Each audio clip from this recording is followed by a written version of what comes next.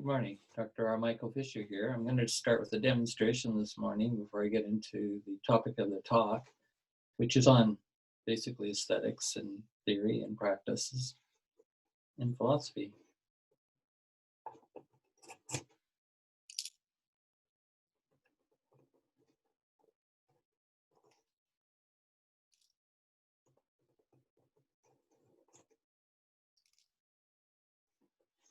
It's an art piece I'm deconstructing. You'll see it's made of about 10,000 pins originally filled this entire format, and I'm just starting to take it apart. It consists of two kind of basic approaches to my aesthetic and design sensibility and practice. The first one was creating these, very organic, open-ended, spontaneous paintings, and then pasting them onto this white board, and then painting some black in some areas on the board, and then finding these little straight pins that are, a great little tool, which I discovered by accident, part of my spontaneous playing in the studio.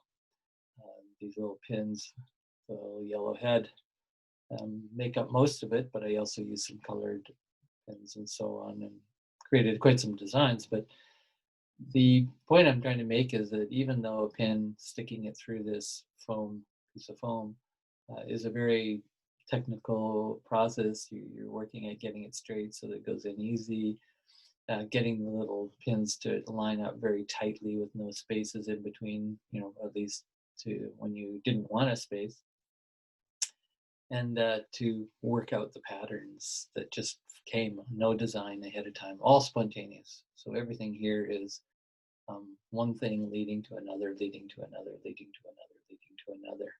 So that will be a bit of a theme for today's talk. One thing leading to another, and the willingness to risk. Second part of this story I want to tell is just very short of walking through the snow yesterday, really deep snow here in the city. And I got to the top of the hill of the escarpment where I usually, like to go. And then after walking, I was just took those few moments to consider, okay, I could walk down the steps.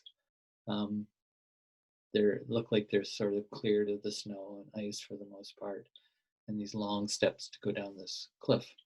And I thought, okay, I could do that. And then I thought, no, I'm gonna follow some footsteps. There was a bit of footsteps of people just going down the hill, and it actually looked like some people were sleighing down the hill in toboggans. And I thought, okay, I know this path sort of. I've walked it other times when it's just bare grass and dirt. And so I just decided I'm going to, in the moment, spontaneously follow one footstep after another, follow one thought after another, and be very aware of my feet and what they're doing when they match the ground and the ground's complexity of all the bumps and turns and slippery spots and not so slippery spots. And very different than going down the steps, right? Where I know what's on basically the surface. I know the next step, it's already pre-designed. I just follow it. Well, I am following a path going down the hill and to choose that route. And it's a choice of a different kind. It's a choice with more risk. And these will be themes that come back as we go. So introduce to topic today really is, I wanted to do this video particularly for my friend and colleague, B. Maria Kumar from India, who we've co-written a few books together. India, Nation of Fear and Prejudice, Fear Law and Criminology, 2 books on fearism and applying the philosophy of fearism to particular topics. One was law and one was India, it's a nation. Besides that, we're doing a 3rd book, and him and I are just in discussions of it. And so I thought it'd be interesting to do a process video, just like I'm doing now, to help him, because I'm wanting to help him see how I think a bit more. Because in this 3rd book, which we're calling Resistances to Fearlessness, and I'm not sure the exact subtitle yet, but it'll be another application of the philosophy of Fearism Perspective on the topic of resistances to fearlessness, and why are, um, in my experience, so much forces in the world resisting fearlessness itself. And then the complexity of what is fearlessness. Okay, so that book is will be underway, and hopefully in about 6 months or down the road, we'll maybe have a book published, and I'll be sharing on that. So look forward to working in this collaborative way with Kumar, and I want to also just have a spontaneity to it, as well as, the discipline, just like sticking these pins in. There's the spontaneity of a much more organic process going on as well.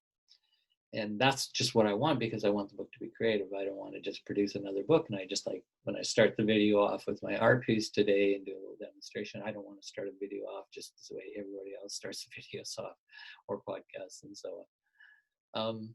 You can think of that what you will, whether you like it or not like it. That's part of your aesthetic choicing and value systems and worldviews and so on.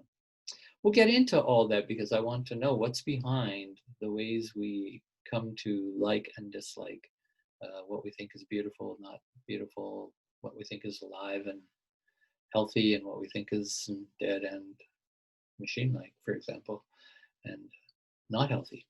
So value judgments will be part of today's discussion, but on an aesthetic basis, and I will be approaching fearlessness that way. So I'm going to do a PowerPoint in two PowerPoints. I've split them in half, because when I tried doing this video earlier, it didn't take the full length of the video. It was too much for the PowerPoint and my reception system. So hopefully this works today.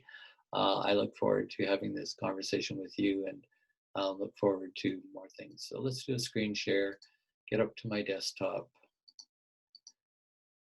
and open the video, PowerPoint. All right. Here we go. So it's a talk on fearlessness, as I said, topic of this book that I'm working on. And I've got down the words paradigm, fearlessness thinking, fearlessness valuing, fearlessness worldview, fearlessness motivational drives. These are just a bunch of terms I threw down kind of almost spontaneously, but I've thought about them for many, many decades, attempting to understand these larger concepts and processes of organizing. So all those terms in white are really terms of organizing systems and shaping systems of complex ideas, of behaviors, of talking and discourses and teaching and learning, designing buildings, whatever is we do. One thing humans do is we organize. So if I'm going to talk about fear, one of the principles I have is I always talk about fearlessness. And you can see the word fear is in both of them, of course. That's really important. But it's this notion of their relationship that intrigues me. So let's keep that in mind as I talk and we explore about fearlessness today, an aesthetic of fearlessness, actually, that we're always talking about a relationship, an interrelationship, and very intimate one, and a co-evolving one. So I'm an evolutionist, systems thinker. Everything to me is connected to everything, more or less. And it's that sense of a dialectic relation in this case. In other words, how does one influence the growth and development of the other? And that back and forth is very fascinating to me. So again, basically, simply, I don't talk about fear without talking about fearlessness. I don't talk about fearlessness without talking about fear. At least that's the theory. So that's a dialectic theory I use, and it's a relational one. And today the focus will be on really the creative relationship of that dialectic. Dialectic is not just a plain nothing or an idea. It's really a creative relationship that's going on. So let's keep that in mind as I walk through this PowerPoint, that whether it's a fearlessness paradigm, thinking, valuing, worldview, motivational drives, and templates, these are all creative processes. So I'm a creative evolutionist in that sense. Evolution to me is all about creativity. So let's look at my picture here. And we're dealing with an ecological relationship, in other words. Once you move into this dialectical way of thinking, a creative way of thinking, this interrelational way of thinking, it's an ecological way of thinking in relation. So that's one of my first backgrounds. If you don't know, even though I call myself a fear analyst now, Fearologist. I have a few different terms. I ultimately come from an ecological, natural history background. And then the other major part you're going to get from me today is going to be basically not an ecological background. So having a little bit of problems with this PowerPoint again. Hopefully that's going to come. So there it is, sorry. So the ecological relationship is really the complement. And I've done another video on this, a talk on ecology and fear. You can look on my YouTube channel if you like. And really, I think we need to have a concept of balancing the ecological way of thinking with egological way of thinking. And you can see the eco is a more external, although not totally external, about the environment, and the egological is more about what goes on in the interior of a being, particularly involving the ego and its relationships with other parts of the self. So here I'm just circling fear and fearlessness in this space. So I like this little diagram of these red circles indicating that whenever I talk about fear, I'm already talking about what comes with fear. Right? So never get stuck on just what is fear and talking. It's always about something that moves somewhere. And I'm suggesting in this dialectical relationship, this creative relation, fear and fearlessness are intimately involved, always appearing. I have this little dictum I'll share with you. I've said it many times. It's in my book on the world's fearlessness teachings, is that when fear arises, so then does fearlessness. And that comes from, again, decades of research on this topic. Won't go into it in this video, but that's something to keep in mind as we go through this PowerPoint. And then the last part is, as I enter into this discussion, is we'll be talking about aesthetics, the aesthetic relation between fear and fearlessness. And I believe any dialectical relationship, creative relationship, has to deal with the aesthetic. And most people generally were not taught to pay attention to the aesthetic realm and the relations. Okay. So in 2002, I did my PhD. Between those years, I finished in 2003. Title of my dissertation was Fearless Leadership in and Out of the Fear Matrix. You can look that up online if you wish to look at that dissertation. But I've written many publications that spin off from that dissertation. It doesn't mean I started research on fear and fearlessness in 2000 to 2003, where I did my dissertation. I've been studying fear and fearlessness specifically since 1989, quite a bit earlier. But I did a late PhD at age 46, and my question in my study was, how does this culture of fear, which I wanted to somehow demonstrate and perform, as well as describe analytically, but I primarily in my research decided to use a performative aesthetic lens and approach. So I collected images from popular culture. And these images, this is one of the ones I created on these little silver plates, which I covered with a silver piece of plastic, cardboard, and they were on a board. I kind of wanted them to be like a CD disc, as if I was designing a CD disc, but my topic of study would be collect images from popular culture and other parts of culture, not just popular, intellectual as well, and then just put down some kind of image and then analyze it in visual form, so an aesthetic form. And this is the affective dimension of reality. You see I've got the words imagination, imageries, imaginaries, which imaginary is sort of what we're allowed to imagine. And then all of it's the affective or the aesthetics of fear and fearlessness. And then I make a relationship between aesthetics, and you can see in red to the purple to the black down at the bottom of the slide. I'm interested in this relationship as they move. In other words, as I create as a curricular theorist, which I am, and a designer, I'm also just an artistic designer. I'm a philosophical designer in a sense. I'm always trying to design better ways to think and to act in the world, if you want to be blunt. And I always sort of argue along a theory, which I can't go into explaining. Other people, some have used this theory more or less, that it's a really good idea to go from aesthetics, ways of analysis, to developing ethics from aesthetics, and then politics from ethics. And if we did this, the argument is our politics would be a lot healthier and more integrated. So these silver plates that I told you, I actually labeled them platinum plates. I was playing with the notion of fear with the little click marks on, meaning fear could be not just what we find in dictionaries. It's a constructed fear and a cultural fear. And plat du jour is the French for plate of the day. So I was serving these plates as I was creating these images and putting my data, rough raw data, onto these plates, like you just saw in that last diagram of the straw man on the field with cornflakes boxes, cereal.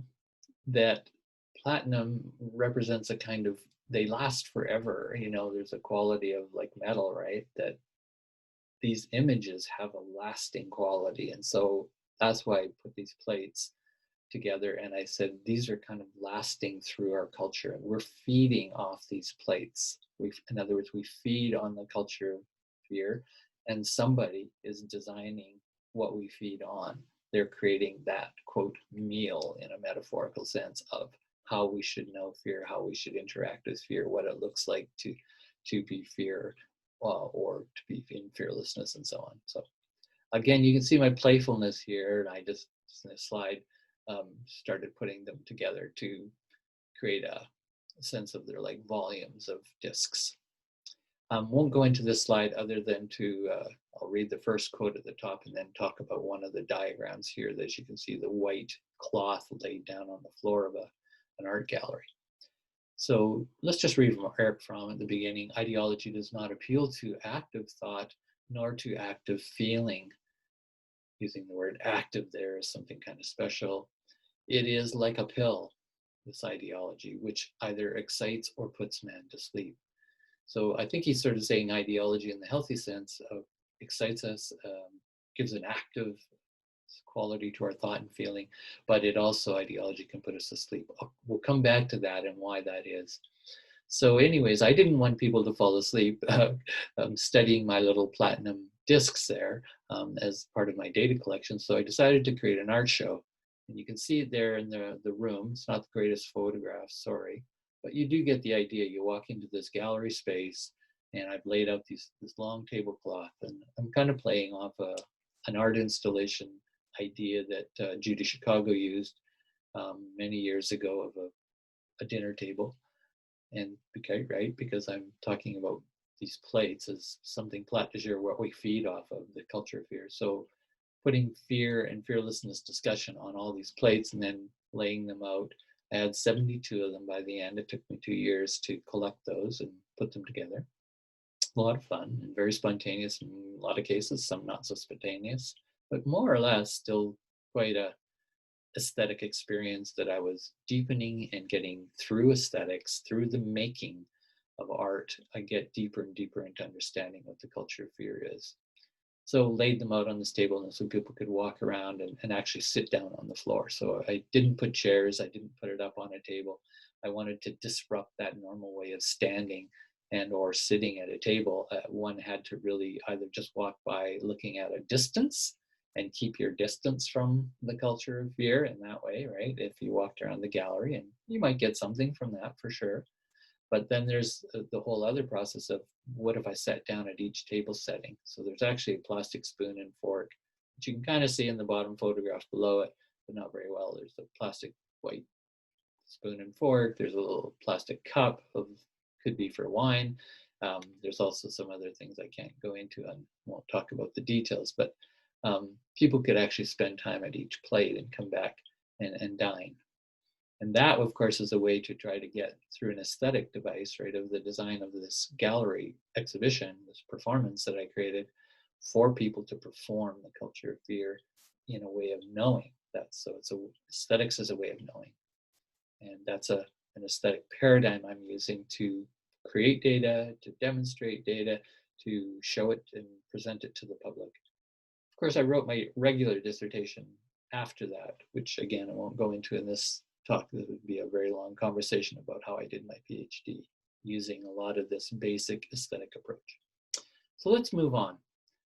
Aesthetics of fear is a study of fear, and I put those little marks on it to show that fear is not necessarily what we think it is. fear is evolving, and therefore it's also a study of fear. And I could also put those marks on fearlessness if I wanted to, and say fearlessness is also evolving with fear, co-evolving and morphing.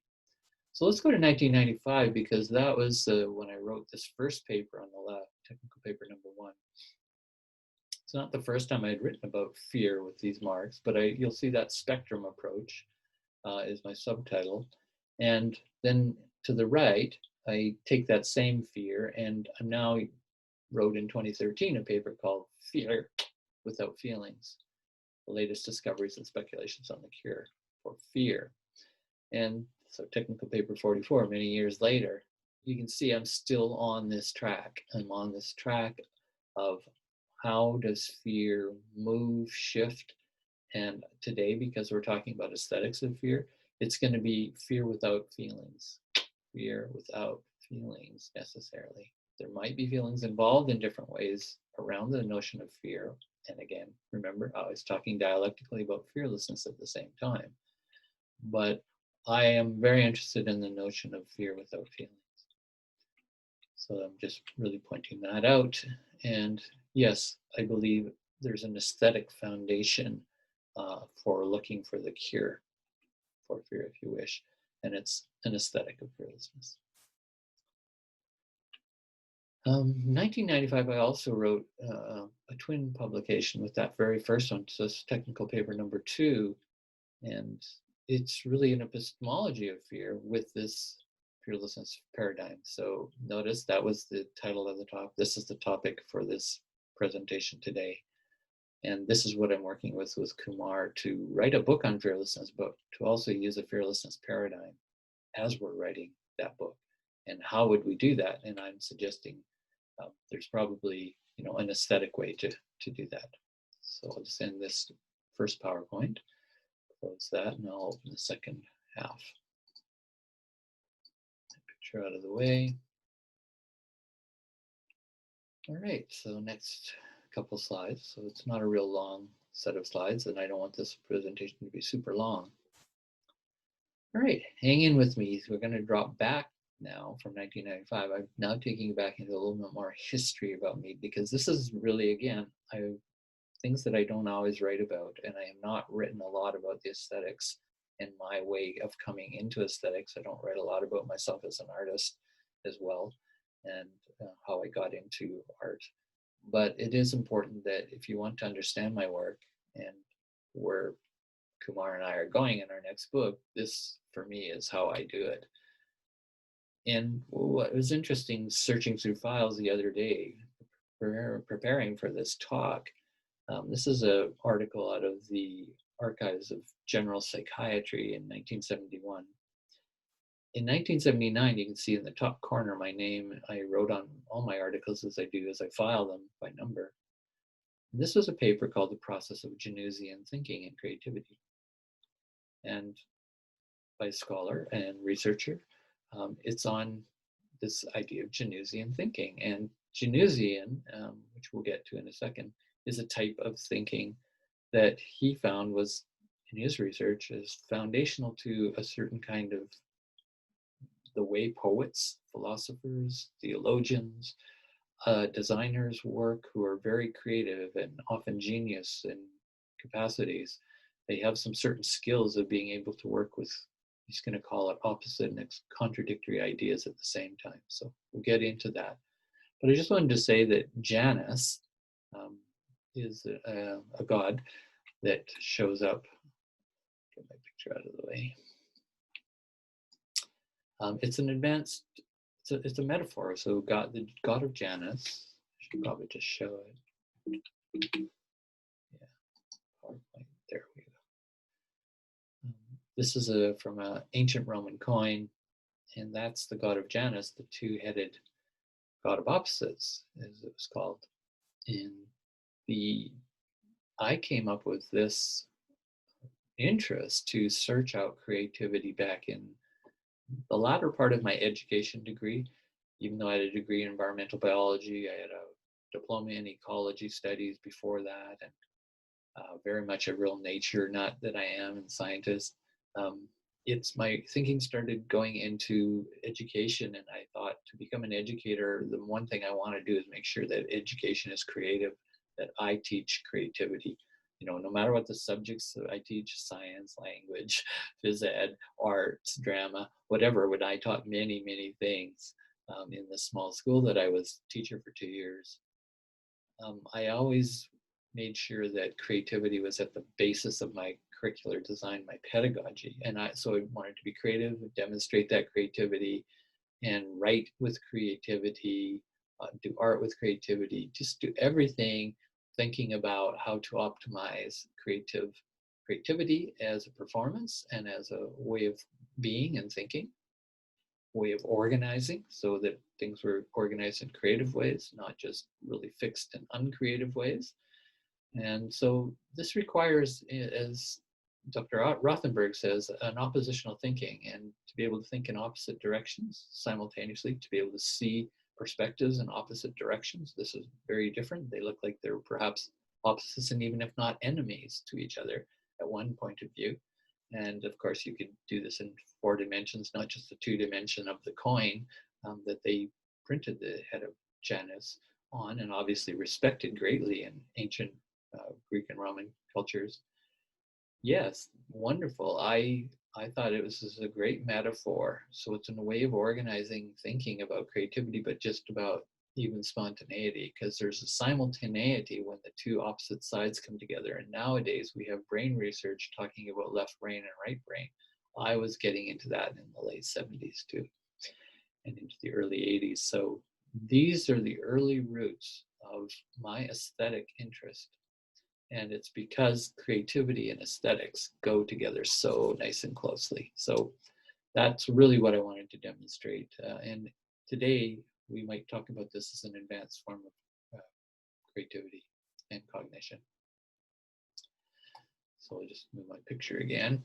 So let's go to this major part of the talk now.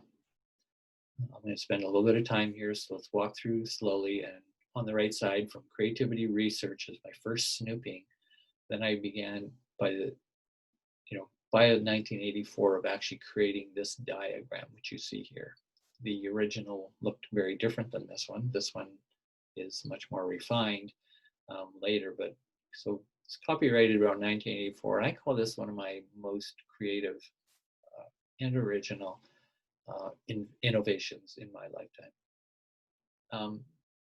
Even though one works really hard, as I do, both studying, thinking, writing, publishing, teaching, works very hard, and it's still, if you look back over your life, or historians will look back over the life of thinkers, creators, we don't always have that many great innovations. We have maybe a few. Now, there's maybe some geniuses that have many of these. I think I have maybe 2 or 3 really great innovations since 45 plus years ago, going way back to the 70s. This is the first one that I would call my first, and today I'm still talking about it, right? Here we are in 2020, going into 2021, and I'm still talking about this diagram. And I just shared it with Maria Kumar, my co-author on this book project, because I want us to have this template as an aesthetic device to talk about fear and fearlessness and the book that we're creating. So I'm wanting aesthetics to influence our understanding, our thinking, the way we interact with each other, and the way we create as we put this book together. So as I walk through this, it takes a while to figure out, why did I come up with this, and why do I think it's so important and innovative still after all these years, since 1984. I'd been doing a lot of reading, so before I actually described it, how the diagram evolved one day in my library, just sitting there in the dark almost with candles, I think, and I started thinking of this drawing, this table of 4 different ways to draw and color a rectangle shape. But what came before this is many years, as you see, not just the creativity research, but even before that, going back into the very early 70s, 72 at least, I was doing a lot of reading, thinking, and about environmental issues, ecological issues, and the problems, because that was my field of study. ecology, environmentalism, and became a professional in that for a decade or so.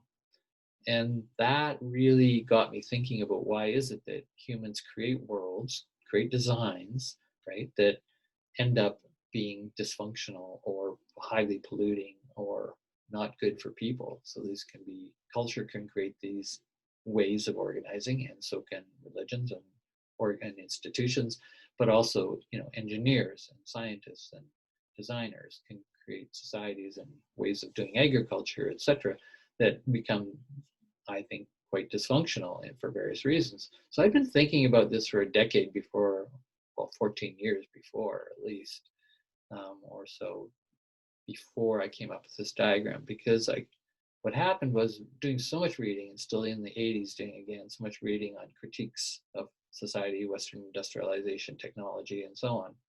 Not that I'm saying it's all bad, progress, so-called, civilization, so-called, but I was really wanting to get deeper and deeper, and this is just an intuitive part of me. Maybe it's the artist in me that wants to get underneath what is the foundation of the thinking, or the paradigm of organization, that set of rules almost and values, right, that I talked about in the very first slide of this presentation. What is underneath that starts to shape how we end up then producing a product or an outcome? So this diagram is a search for my way of putting it into just one set of drawings, or really one model. You could call this a model that is both concrete and visible, so that I can use it as a language to try to talk to people aesthetically. So it's a visual language in this sense, right? It's two-dimensional, but it's also a visual language. It even has some depth in it, in the actual imagery and how I made them, with a colored pencil and white paper and a black gel pen. And as it turns out, that's all I needed. So I was trying to simplify all this complexity of thought and analysis, this deep philosophical, theological, ecological, social scientific reading and thinking about critiques of society and the way we organize, and why are we the way we are. If there's some kind of teaching that has been following a model, but we can't quite see the model of how it's influencing us. So it's kind of like getting to understand the design, right, underneath the pattern of the pattern of the pattern, underneath that's more invisible to, we don't think about it. People don't teach us about the pattern. They just teach us about the content on the surface. And that's what we learn, and we think they're the habits, and this is the way things are done, so let's just keep doing it that way. And I said, no, I want us to understand the pattern underneath. And I think once we understand how the pattern is that is creating a particular kind of modern organization worldview or industrial worldview, for example, and there'll be more subtleties we can go into, but there's really that understanding of the pattern feels like then you start to get a control of the kind of water you're swimming in that is designing how you become. So these are designs of how we become. So let's go to the model now.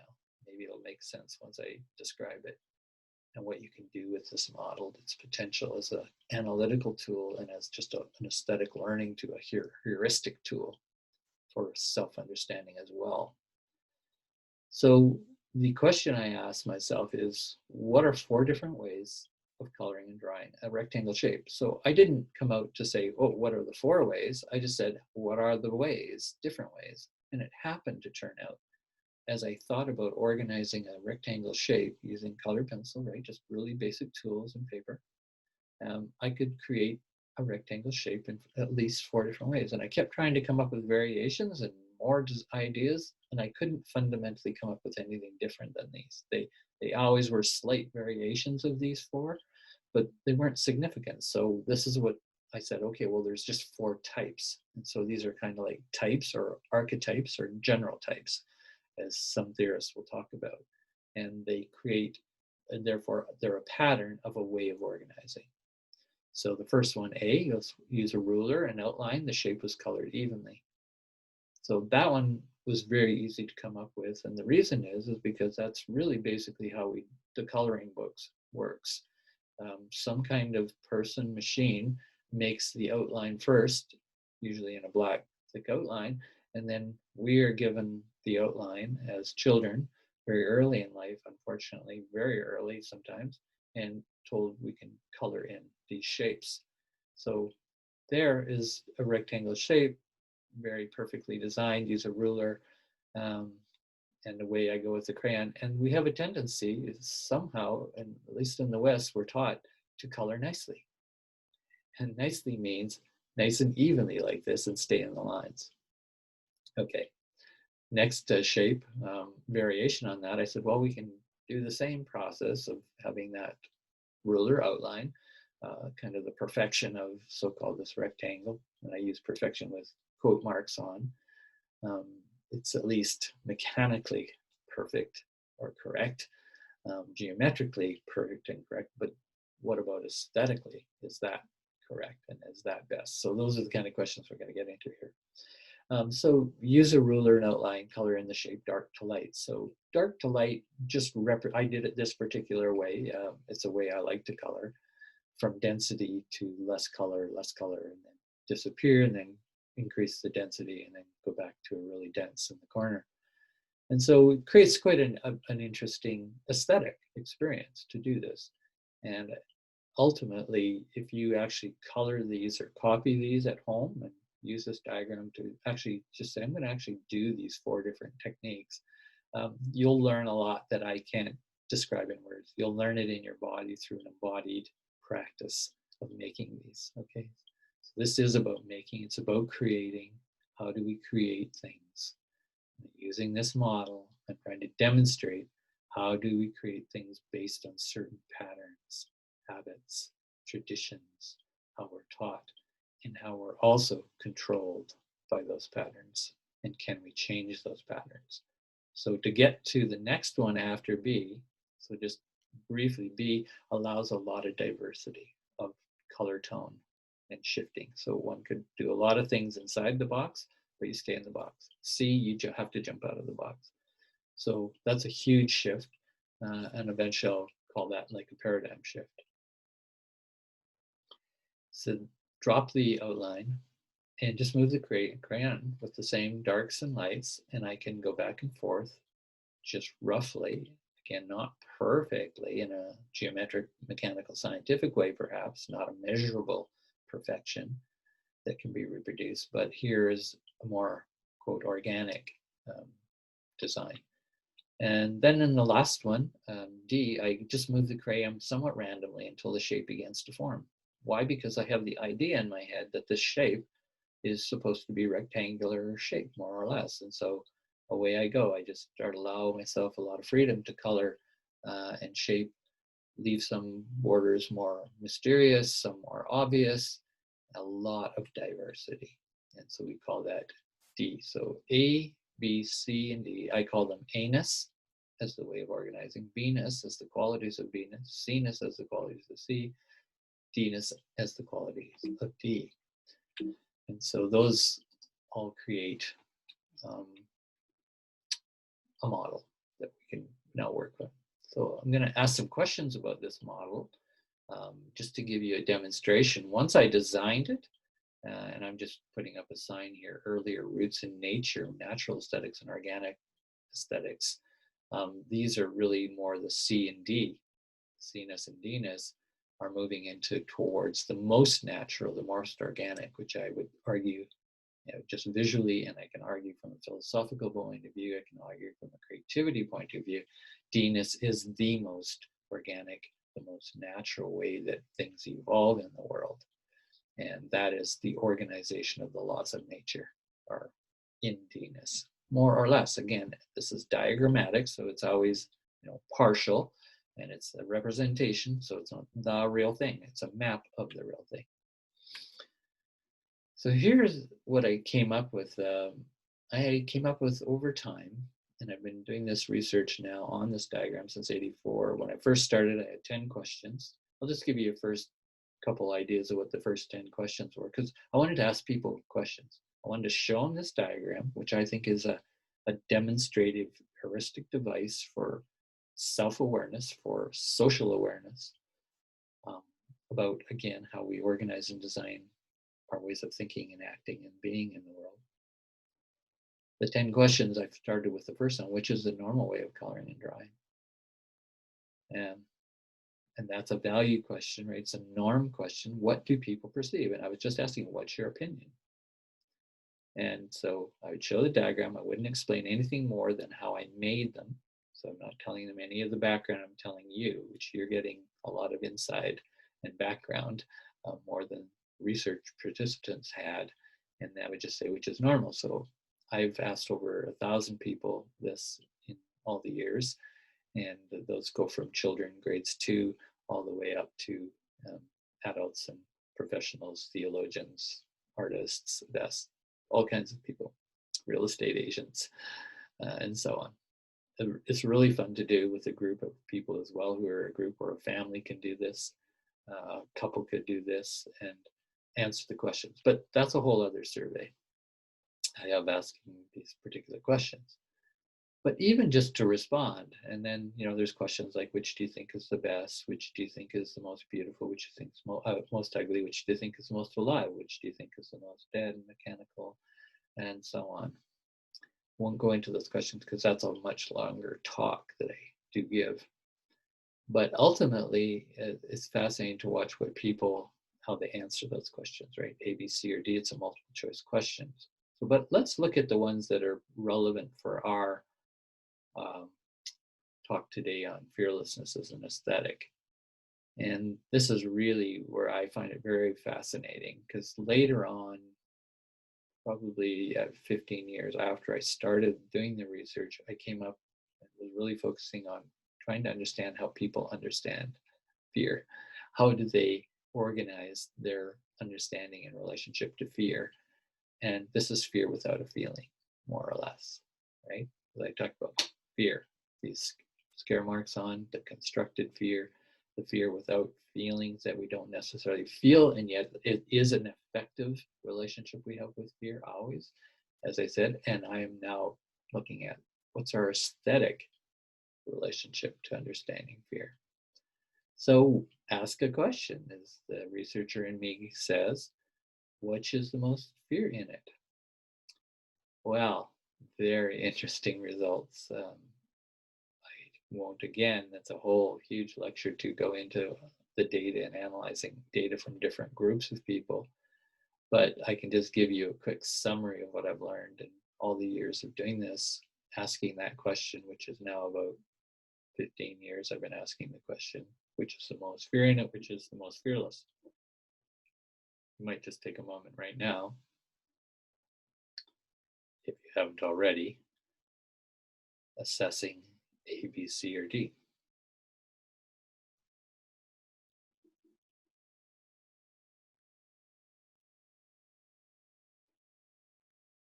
So this can also, answering this question and then me commenting on it, can bring up in the way I interpret this diagram and the data that I collect from people.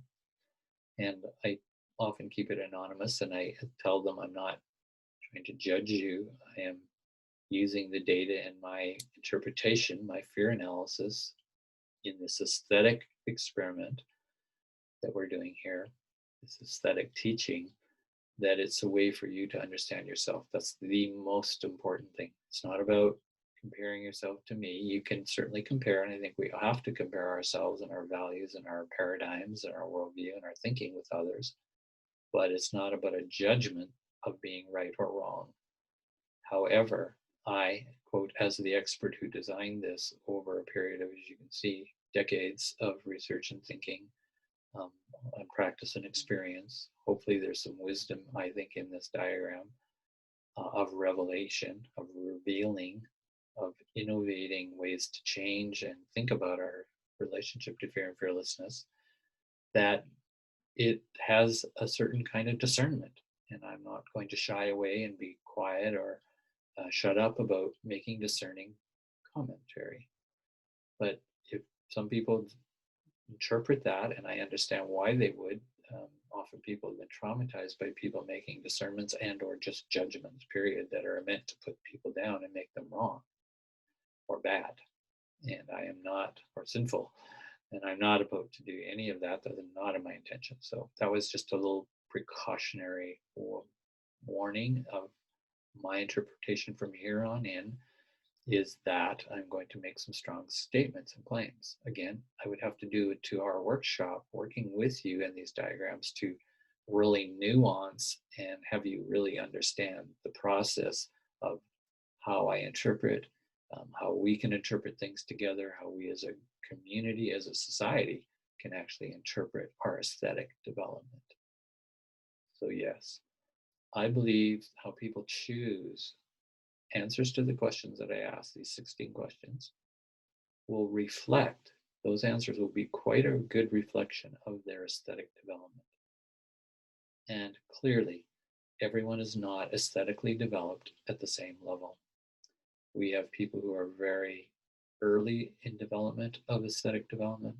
Some people get stuck at very early levels of aesthetic development, and some people mature those aesthetic levels of development through higher levels to mastery, if you will. A very mature, very evolved form of aesthetic development. So that's the spectrum, and that's all reality, because we all are not at the same level on any kind, whether it's aesthetic development, cognitive development, intelligence measures, and so on. So without getting into all that, that is just a reality of what I call a spectrum of a vertical development, an ontological and ontogenetic development that develops over time. And if people aren't supported to develop to higher levels, they will not. And that is a real issue as an educator, right? As a society member. Do we want our people to reach the highest levels of development in as many different dimensions of reality as possible? So the one I'm focusing on today is aesthetics and aesthetic development and the teaching that can come from that. So here we go. Which has the most fear in it? You'll hear the data first, and I'm just really throwing a big package of the data together, giving you what's called a generalization, a mean as well. In other words, it's a pretty strong generalization I found. So half of the population, approximately, again, across quite diverse, although I have not gone into every country in the world and done the survey. I'd love to, but that would be a huge project that requires a lot of research funds and help. I'm just a single independent person doing all this for nothing, for free, basically, because I'm interested. I'm an amateur researcher in that sense. Haven't found the funding to do the full research. Which is the most fear in it? 50% of the population choose A. 50% of the population choose B. Sorry, D. A and D. Across from the widest diversity, from the most different diagrams, A and D are the most far apart in their design, their construction, and their actual way and process of making. I find that very fascinating, that people are answering the same question. Of course, I can't talk to everybody. Why did you answer it that way? I talk to some people and ask them questions about that. Sometimes people say, well, I chose D as the most fear in it because it kind of scares me. And I go, yeah, I can see that, why it might. And then I can sometimes ask other questions, and they might even say, well, it feels too chaotic. It feels messy. It feels dirty, even, some people might say. It feels out of order. And so then I have to sort of claim, I say, okay, I understand why you get this reaction, this feeling. There's some aesthetic response you're getting at a deep gut level. That's my point. Aesthetics is a fascinating way to get to the gut level. And I think this diagram gets around a lot of cognitive, heady ways of thinking and abstracting, and gets to a gut level response, for the most part, not totally. It certainly does when I do the diagrams and answer those questions. So I'm answering the questions as well, right? And I'm the creator of the design, this quote test, if you will, this assessment tool. And I would say D is definitely can bring up fear because people are not comfortable with that way of organizing, the A-ness method. And we'll get into that in a moment, why that's so important in both creativity and in understanding fearlessness and practicing fearlessness, developing fearlessness, using fearlessness to analyze the rest of the world, etc. So A is the complete opposite as far as we can go. So it has the very rigid boundary, the comfort of everything inside being homogeneous. So A is the minimal amount of diversity. D is the maximal amount of diversity. Every little part on the D diagram is diverse, it's different, it's unpredictable actually somewhat in the making of it, it's more spontaneous. I could go on and on. But why is it? This is what I'm asking you folks and Marie Kumar to think about as we go into our research together and writing. Why is that split occurring? Others, like myself, immediately see A as the most fearful. It is the most fear in it, in its design, in its making, and every way that it shapes as a paradigm of operation to control certain kinds of ways of making the actual product itself, which is this rectangle that you see, and the way it looks, has a particular look, and in the way that it can be reproduced. And that's why I said it's a coloring book syndrome, A. It's the way of a machine authority outlining the way it should be. This is what a rectangle is, and this is how you will more or less color it and shape it. And of course, you can make and measure it and make many of them exactly the same. You cannot do that with D. It's almost impossible to make another D. And even when you're copying as carefully as you want, it's not the same. Even if I take a digital, and this, remember, I did an original drawing, this is a digital copy. This digital copy is not accurate in the subtleties of what my original drawing has. That original drawing is so subtly unique and different, cannot be reproduced the same. So that is an outstanding feature, isn't it, of originality, of innovation, of spontaneous evolving, where we don't always know exactly where it's going. But I did say to people who fear D-ness, and the qualities of D-ness, that way of organizing, behaving, thinking, which it represents as a metaphor, D, that it also has a rectangle in it, a recognizable rectangle shape. So all of them are all the same that way. I'm not deviating into chaos here. I have an aim, an intention, and in all of the four models, I get to that intention. I complete the aim, and that is empirically true. And because I've asked people, do you see a rectangle in D? And they go, yeah, I see the shape. I say, okay, well, it's not chaos. This is not disorder. It is a different way of getting to order, of creating a D rectangle shape. Again, that rectangle just representing one particular shape. I could have chosen just about any other kind of object shape idea to be demonstrated and represented in this experiment. I just chose something as simple as I could as a teaching tool. Let's go to the next question, which is most fearless then, which question I ask. And really that to me is D. D-ness is the most fearless.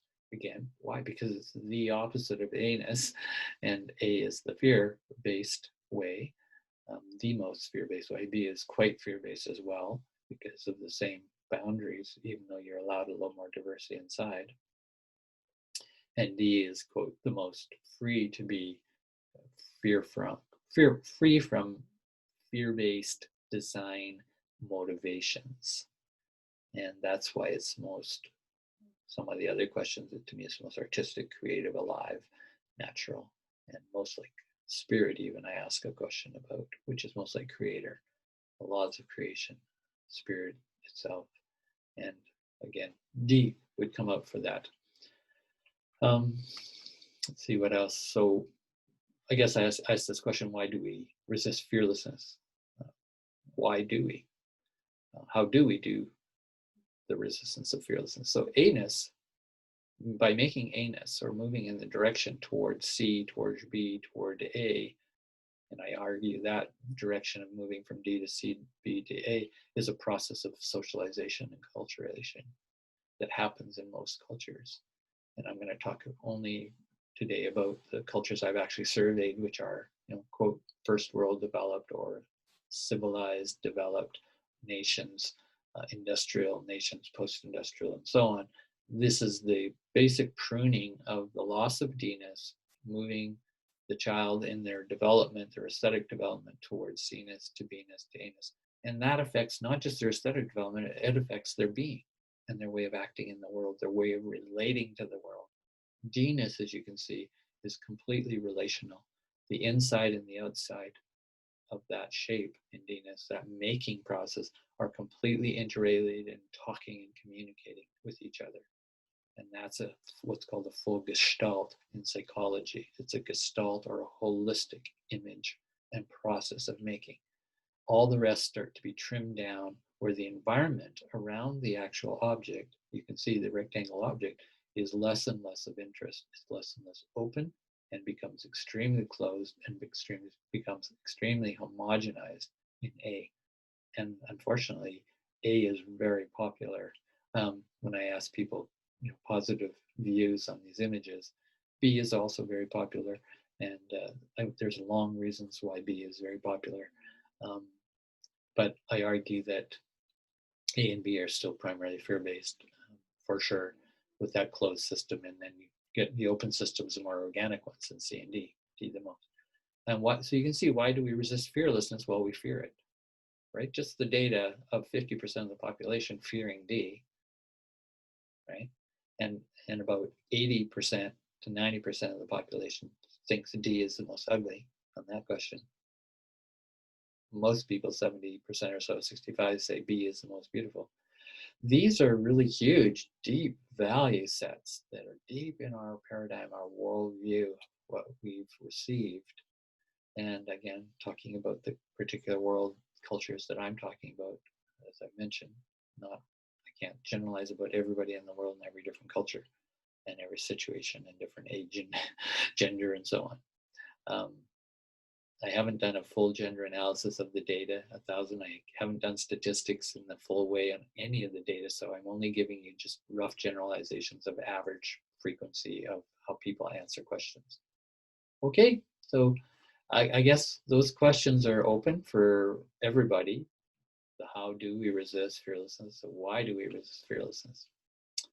Let me go on to the next and last slide, because I think you'll get a sense of how we actually avoid fearlessness. At least I'm going to talk about North American, European culture, which I'm part of, and that's my background. I live in Canada, born and raised.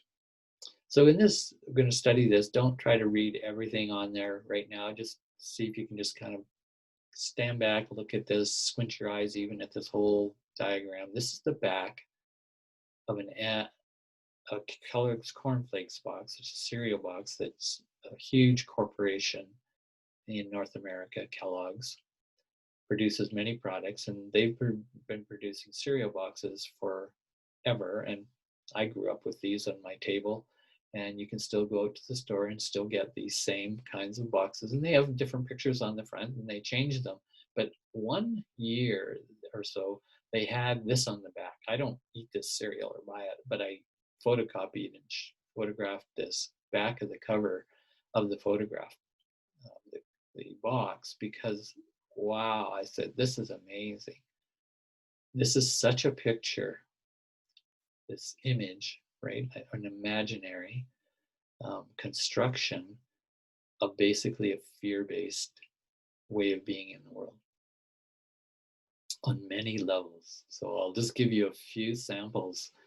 Again, you can read what I've written or not. Let's just listen to my voice, and you'll get a sense of why I say this. In other words, A-ness, B-ness to a certain degree, but a lot of A-ness is in this diagram. It's aesthetically designed, and it's breeding, in a way, it's feeding us an A-ness quality to life, and that A-ness is good, right? Because this is on the back cover of a Kellogg's box, and it's trying to advertise that this corporation, Kellogg's, is good for you. It's good for the world.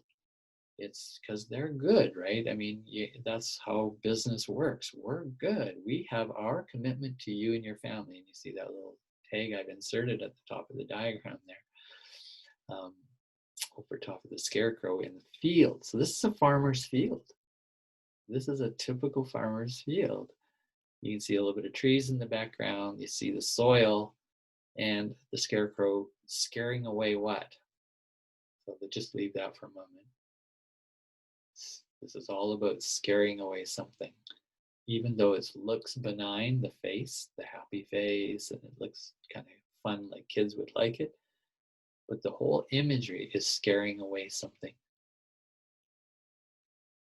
So you see how I read cultural images, popular culture. I read them aesthetically, and then I read them with the deeper meaning of, does this represent A-ness, B-ness, C-ness, D-ness? What's going on as the major aesthetic that's informing this message, this plate, this plat de jour? And in this case, we actually eat the cereal from this box. And that box sits in front of the table, and the child's eating the cereal, and they might be just staring at this diagram. Why? Because that box is in front of you, and often we're bored in the morning eating our cereal, and we want something to look at. And we even read a bit, if you can read. So this is like a major TV screen right on the kitchen table of every child and parents that buy this cereal and put it in front of a child. I care about what's on that image. That is a teaching itself. That's educating, quote, educating in a certain kind of way. It's conditioning, and it's also propaganda. And it's propaganda, to me, of the worst corporate industrial. It's terrorizing and totalitarian in its totalness, in that it totally, this diagram removes blue sky. Yeah. The reading here is a polluted sky. Oh, you could say, well, it's sunrise or it's sunset. Yeah, you could say that. But at an aesthetic level, it's completely removed blue, which is representative of, in a deep level, a clear, healthy air.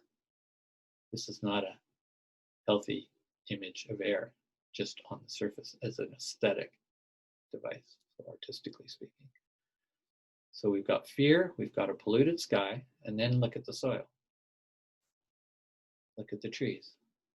There is no greenery, herbs, life, living and breathing in this picture. Everything is abstracted and fixed in a very homogeneous. So the soil, right, even though it has some texture, which is great, for diversity, the whole soil, if you look from the front to the back, there is nothing growing except what is growing. What is growing are cereal boxes, and they go all the way back. And if you look carefully at the furthest boxes back, you can see some between the legs of this creature on the pole. You can see some to the right, to the left, in between the colored cereal boxes of all their different brands of this cereal.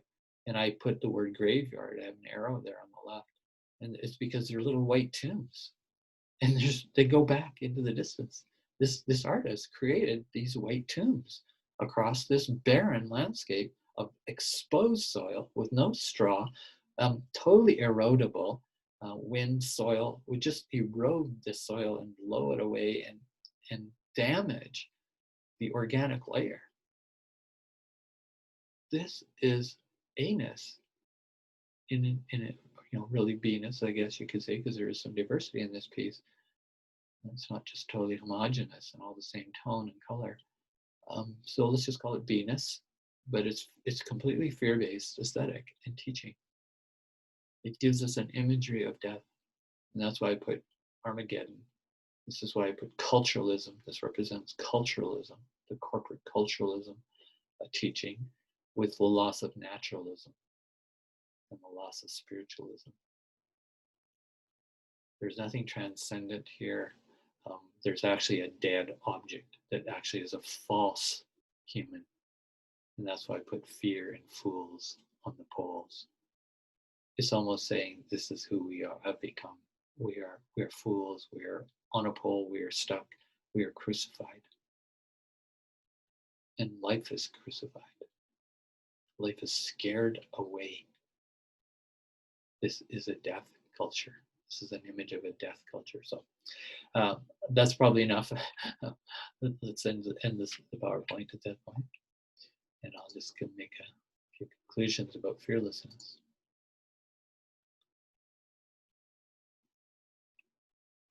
End this PowerPoint. Stop share.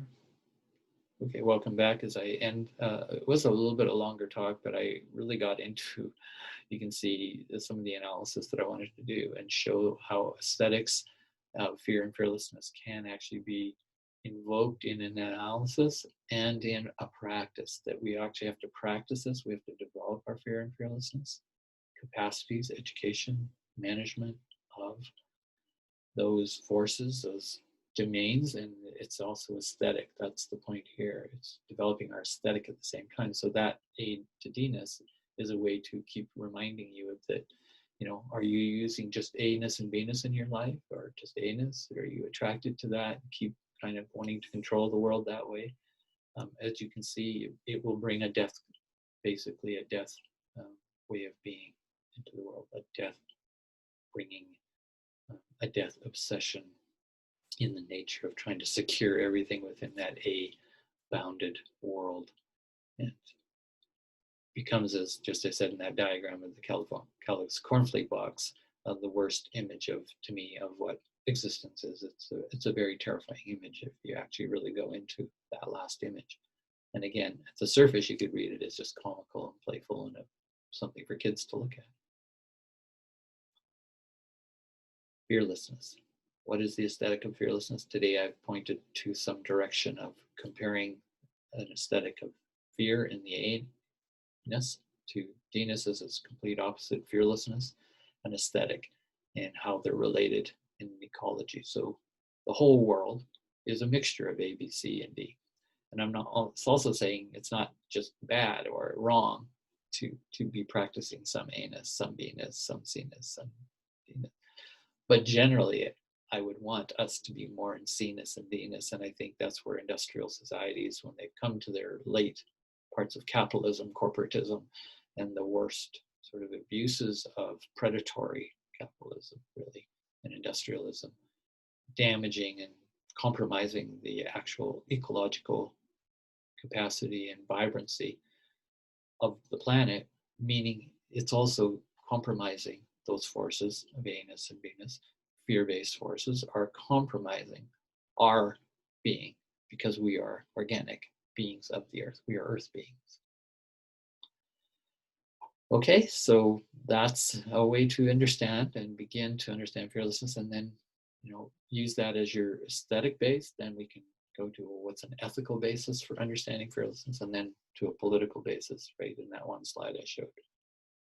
Aesthetics to ethics to politics is one way of exploring. But remember, fear and fearlessness as a study is inter and transdisciplinary for me.